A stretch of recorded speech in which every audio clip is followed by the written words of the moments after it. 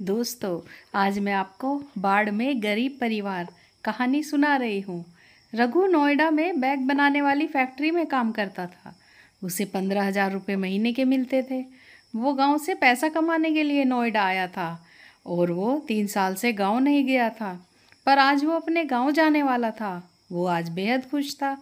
उसने अपने सेठ से तनख्वाह ली और घर जाने के लिए बैग में कपड़े रखे। वो मन ही मन सोच रहा था, आज मैं पूरे 3 साल बाद घर जा रहा हूँ। घर पर सब मुझे देखकर कितने खुश होंगे। फिर वो बस में बैठकर अपने गांव चला गया। रघु, सालों पहले मैं जो सोचकर शहर गया था, वो आज मेरा सपना पूरा हो गया। अब मैं अपना एक घर ले पाऊँगा। 3 सालों में रघु ने पूरे 1.5 लाख रुपए कमा लिए थे। वो बहुत खुश था। यूं ही खुश होता होता वो अपने घर की तरफ बढ़ रहा था। रघु सोचता जा रहा है, सरिता, माँ, गुड्डी, मोनू मुझे अचानक आया देखकर कितने खुश होंगे। ये सोचता सोचता वो घर के अंदर चला गया, जहाँ पर उसकी बूढ़ी माँ कविता खांसी जा रही थी। उसकी पत्नी राधिका खाना बना रही थी और उसके दोनों बच्चे नीचे बैठकर खेल रहे थे। तभी रघु वहाँ पहुँचता है और बोलता है, माँ कैसी हो? ये सुनकर उसकी माँ और सभी ने उसकी तरफ देखा। रघु को देखकर वे हैरान रह गए। उसकी माँ कहती है, अरे बेटा रघु, आ गया तू। मेरे बच्चे, कैसा है तू? रघु, माँ मैं बिल्कुल ठीक हूँ। तभी राधिका भी कहती है, अजी आ गए आप, अचानक ही आ गए, बता तो देते आने से पहले। रघु, अरे राधिका, अगर मैं बता देता तो तुम्हारे और सबके चेहरे पर ये जो खुशी है वो कैसे देख पाता। तभी दोनों बच्चे भी आकर अपने बाबा से चिपट गए। रघु, मेरे बच्चों तुम दोनों ठीक हो ना? ये देखो बाबा तुम्हारे लिए क्या क्या लेकर आए हैं। ये इतनी सारी टॉफ़ी और ये तुम्हारे लिए कुछ कपड़े। माँ, राधिका, ये साड़ी तुम दोनों के लिए लाया हूँ। मोनू कहता है, बाबा आप कितने अच्छे हो। गुड्डी, हाँ बाबा आप बहुत अच्छे हो। बाबा हम दोनों आपको बहुत याद करते थे। फिर रघु अपने बच्चों को सीने से लगाकर बहुत लाड करता है। तभी रघु की माँ कहती है, बेटा रघु, तुझे कभी हमारी याद नहीं आई क्या? इन 3 सालों में जब से तू गया एक बार भी नहीं आया। क्या तुझे मेरी और बच्चों की याद नहीं आती थी?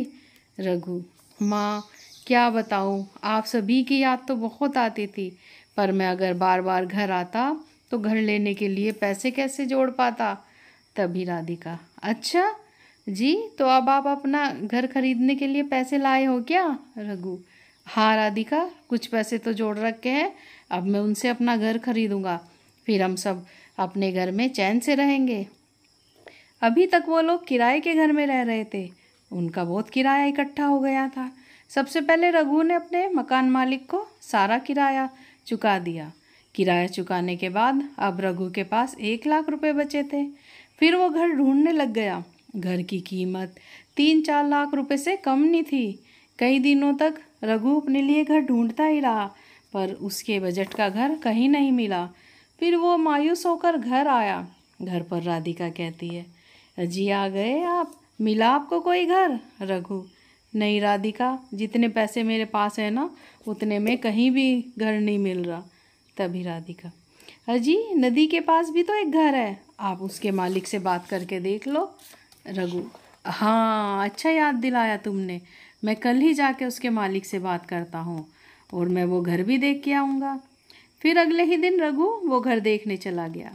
उस घर का मालिक, देखो रघु, मैं एक ही रेट बताऊँगा, तुमको लेना है तो लो वरना रहने दो।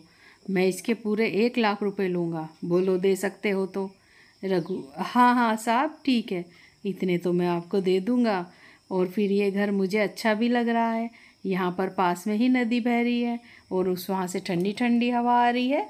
फिर रघु ने उसको 1 लाख रुपए दे दिए और देकर वो चला गया। वो मकान वाला सोचता है, हा हा हा, बड़ा बेवकूफ़ आदमी है। अरे इस घर के तो कोई 50,000 भी नहीं दे रहा था और ये पूरे 1 लाख दे गया, बेवकूफ़ आदमी, हा हा हा। फिर रघु अपने परिवार को लेकर उस नदी किनारे वाले घर में रहने चला गया। रघु की माँ कहती है, बेटा रघु, अब तो हमारा खुद का घर हो गया, अब तू शहर मत जाना कमाने, यहीं गांव में कुछ काम देख ले। राधिका कहती है, हाँ जी माँ जी बिल्कुल सही कह रही है, आप यहीं कुछ देख लो। बच्चे भी, हाँ हाँ बाबा, अब आप मत जाओ, यहीं हमारे साथ रहो। रघु, ठीक है बेटा, तुम लोग कह रहे हो तो मैं अब नहीं जाऊँगा, यही कुछ काम देख लूँगा। फिर रघु गांव के ही जमींदार के खेतों में मजदूरी करने लगा। उसे 300 रुपये रोज मिलते थे। अब वो शाम तक काम करता और शाम को काम ख़त्म करके अपने बच्चों के पास चला जाता था और फिर नदी से आ रही ठंडी ठंडी हवा खाता। अब उन्हें ना गर्मी लगती और ना ही कोई मच्छर काटते थे।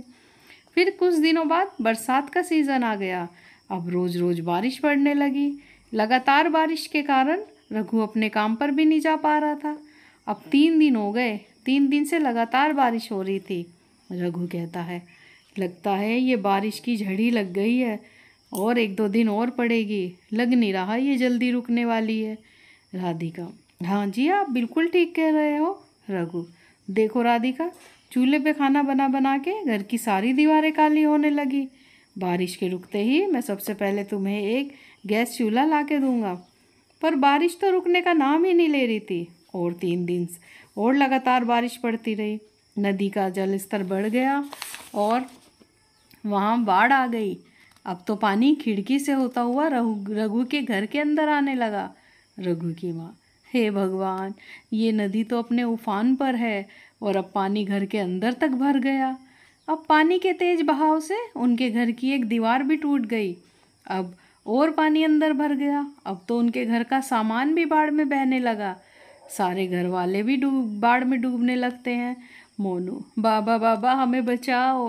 गुड्डी भी कहती है, बचाओ हमें बाबा। रघु, बेटा मैं तुम्हें ज़रूर बचाऊंगा, ऐसा करो तुम सब एक दूसरे का हाथ पकड़ लो और चलो मेरे साथ। फिर रघु एक बड़ी सी लकड़ी ढूंढ कर लाया और उस पे सबको बिठाकर पानी से बाहर एक सुरक्षित स्थान पर ले गया। वो उस तरह अपने परिवार की जान बचा लेता है, पर उस बाढ़ में उनका घर और घर का सारा सामान बह गया था। वो ये सब देखकर बहुत दुखी होते हैं। राधिका, हे भगवान, ये क्या कर दिया, हमारा सारा सामान और हमारा घर भी टूटकर बाढ़ में बह गया। ऊपर से ये बारिश रुकने का नाम ही नहीं ले रही, ऐसे में तो बच्चे बीमार पड़ जाएंगे। रघु, राधिका तुम फिक्र ना करो, मैं कुछ ना कुछ ज़रूर इसका हल निकालूंगा।